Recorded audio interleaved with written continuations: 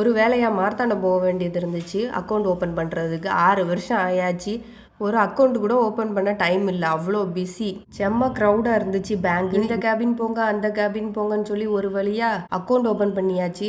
உள்ளே போனதோ 10 மணி, வெளியில் வந்ததோ 2 மணி. அப்புறம் பசிக்கும் இல்லையா, ஹோட்டலுக்கு போயாச்சு. என்ன சாப்பிடலான்னு ஒரே டிஸ்கஷன். ஃபைனலாக மட்டன் சூப்பும் மட்டன் பிரியாணியும் ஆர்டர் பண்ணியிருந்தோம். சூப்பு பெப்பரும் கார்லிக்கும் போட்டு செம்ம காரமாக இருந்துச்சு.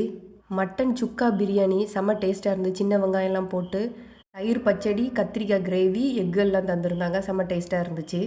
நல்லா சாப்பிட்டுட்டு ஃபைனலாக ஜீரக மிட்டாய் எடுத்து சாப்பிட்டுட்டு வெளியில் வந்தாச்சு. ஃபெலோடா தான் மிஸ்ஸிங். ரொம்ப ஃபீலிங்ஸாக இருந்துச்சு. கேட்டதுக்கு நான் இப்போ வாங்கி தரலாம், சாப்பிட்டுட்டு உனக்கு லேடி வாய்ஸ் வரலன்னா நான் பொறுப்பு இல்லைன்னு. ஏற்கனவே 20 கிலோ சிமெண்ட்டை வச்சு உன் தொண்டையை அடைச்ச மாதிரி தான் இருக்குது, இதுக்கு மேலே உன் இஷ்டம்னு சொல்லி கூட்டிகிட்டு வந்துட்டாப்புல. நமக்கெல்லாம் பிரியாணினா தம் பிரியாணி, ஆனால் இங்கே பிரியாணி கேட்டால் கீ ரைஸ் தருவாங்க. கீ ரைஸ் கூட சிக்கனை வச்சு தந்தா சிக்கன் பிரியாணி, மட்டனை வச்சு தந்தா மட்டன் பிரியாணி.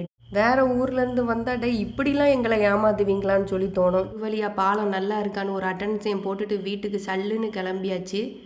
இந்த வீடியோ பிடிச்சிருந்தா லைக் பண்ணுங்கள். யாருக்கெல்லாம் பிரியாணி பிடிக்கும்னு கமெண்ட் பண்ணுங்கள்.